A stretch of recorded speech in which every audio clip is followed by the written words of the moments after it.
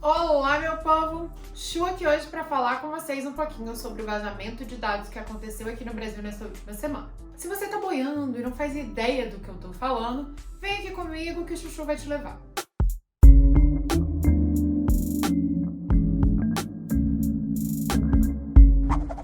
Bom, gente, essa coisa do vazamento de dados faz cada vez mais parte do nosso cotidiano, né?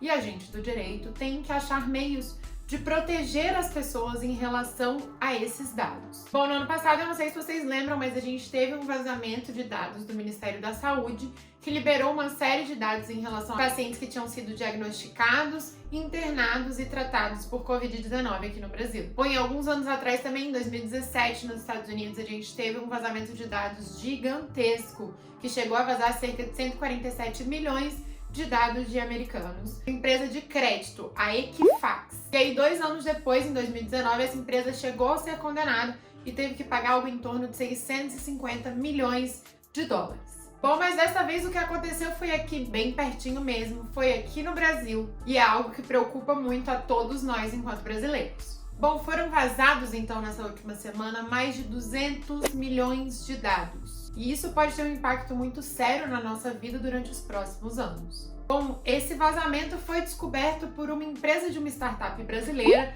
a Psafe, que ainda não sabe a origem dos vazamentos, não tendo certeza se foi uma falha de segurança, uma tentativa de invasão ou até mesmo um acesso facilitado por alguém. Bom, entre os dados vazados a gente tem mais de 223 milhões de CPFs, dados cadastrais, informações econômicas e fiscais, previdenciárias, ações de crédito, perfis em redes sociais, informações de automóveis, veículos e até mesmo fotos privadas. Bom, há uma suspeita de que esses dados tenham sido vazados do banco de dados do Serasa, mas a empresa segue negando que isso tenha acontecido. Bom, gente, a verdade é que pelos números e pelo volume de informações, estima-se que todos os brasileiros tenham tido seus dados vazados nesse grande vazamento. Isso porque a quantidade de dados vazados é maior até mesmo do que a quantidade de cidadãos brasileiros. Sim. Bom, especialistas da área falam que a essa altura a maioria desses dados já está na Deep Web, podendo qualquer pessoa ir lá e adquirir esses dados por meio de criptomoedas. Isso traz uma situação muito preocupante, já que uma vez que um dado é vazado na internet, a gente não tem como desfazer essa ação. Pois esses especialistas apontam ainda que esses impactos poderão durar por anos, já que esses dados eles dizem respeito à identificação das pessoas, tornando elas mais suscetíveis a golpes, a fraudes e afins. E isso faz também com que o sistema de identificação que não seja presencial se torne extremamente inseguro, já que os seus dados estão expostos para quem quiser. Infelizmente, existe muito pouco que a gente pode fazer diante desse cenário caótico, mas eu vou te apontar aqui algumas coisas que você pode fazer para tentar remediar essa situação. Bom, primeiro de tudo, o Banco Central do Brasil possui um sistema chamado Registrato, em que você pode consultar relatórios do seu Pix, empréstimos, financiamentos, tudo que estiver relacionado ao seu nome e CPF dentro dessa situação bancária, ok? Então, você pode entrar lá e consultar e continuar acompanhando isso para evitar que aconteça qualquer tipo de fraude ou qualquer movimentação suspeita. Agora, a pergunta de $1 milhão, a pergunta que eu mais recebi. Chu, se eu tive os meus dados vazados, eu não posso entrar na justiça? Ah, meu pequeno gafanhoto, agora nós vamos para a parte difícil, ok? Eu aqui vindo dizer para você que, infelizmente, não vai ser muito efetivo. Isso porque é extremamente difícil você relacionar uma fraude ou uma eventual lesão que aconteça com esse vazamento de dados. É porque no direito a gente tem o chamado nexo de causalidade, que é quando você vai provar que o fato que aconteceu está ligado àquele outro fato, que um não existiria sem o outro, ok? Então, nesse caso, como a gente teve um vazamento de um volume muito grande de dados, é muito difícil eu chegar e falar, olha, eu sofri um golpe aqui porque os meus dados foram vazados aqui. É muito difícil a gente conseguir comprovar isso, gente. Então, recorrer à justiça dessa maneira se torna quase impossível nesse caso, infelizmente. Bom, mas vamos ao que está sendo feito para tentar remediar toda essa situação. Na quinta-feira da semana passada, a OAB oficiou o presidente da ANPD, Autoridade Nacional de Proteção de Dados. Esse ofício é para que se fiscalize o que aconteceu nesse vazamento e por quê. Pois, segundo a própria Ordem dos Advogados, esse episódio coloca em grave risco e irreparável violação à privacidade das pessoas. E aqui, lembre-se que as pessoas são praticamente toda a população brasileira, ok? Bom, a AB aponta ainda que a Lei Geral de Proteção de Dados assegura a proteção desses dados. Inclusive, tem um vídeo sobre a LGPD aqui no canal. Confere lá.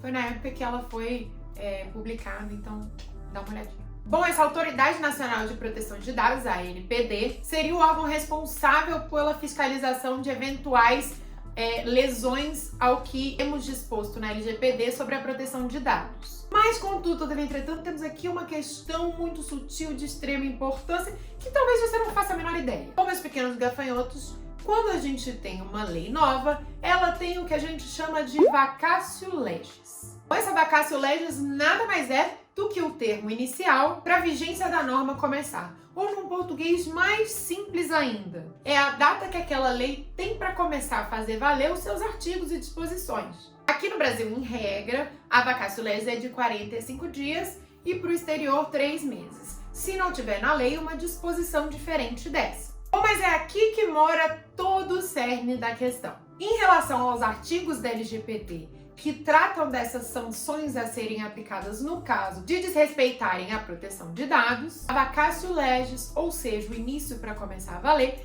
é somente a partir de agosto desse ano. Como assim, Chu?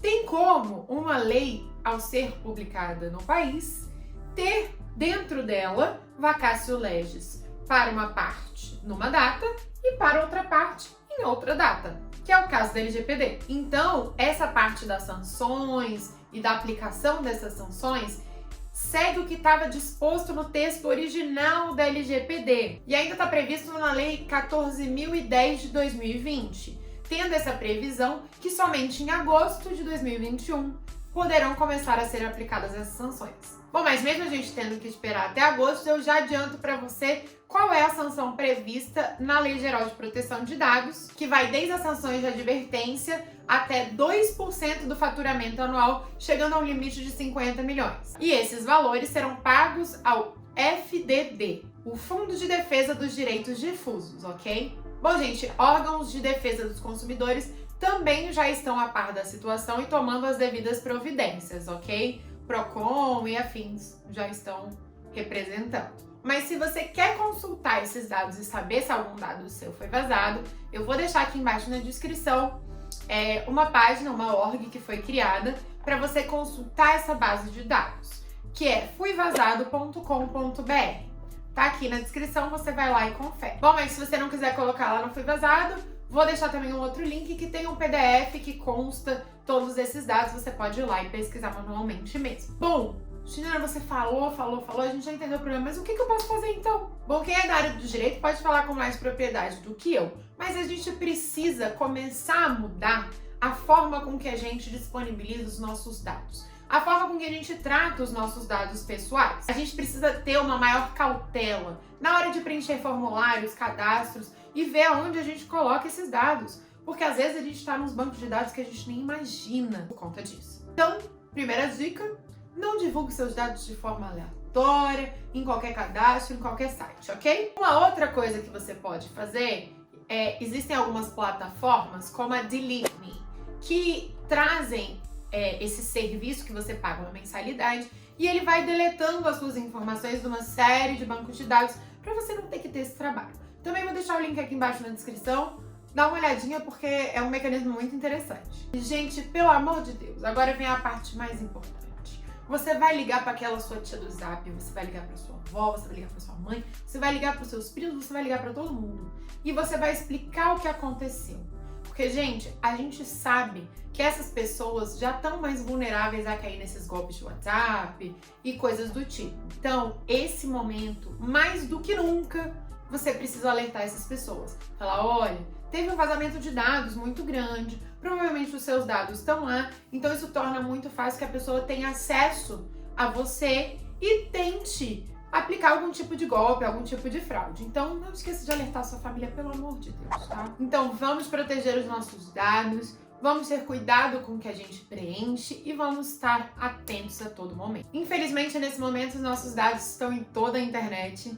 E enquanto a gente não tiver novas formas de autenticação para a gente comprovar que a gente é a gente, ou seja, aquela autenticação além do que aqueles telemarketers falam pra gente, né? Qual é o número do seu CPF, qual não sei o quê. Porque hoje em dia, gente, qualquer pessoa pode se passar pela gente, né? E enquanto também a gente não tiver a nossa LGPD totalmente em vigor, estamos reféns disso tudo. Então vamos ser mais cuidadosos do que nunca. É isso que eu vim falar com vocês aqui hoje. Deixa aí o seu like, compartilha esse vídeo com seus amigos. E se não é inscrito, se inscreve aí no canal, cara. Tchau, tchau!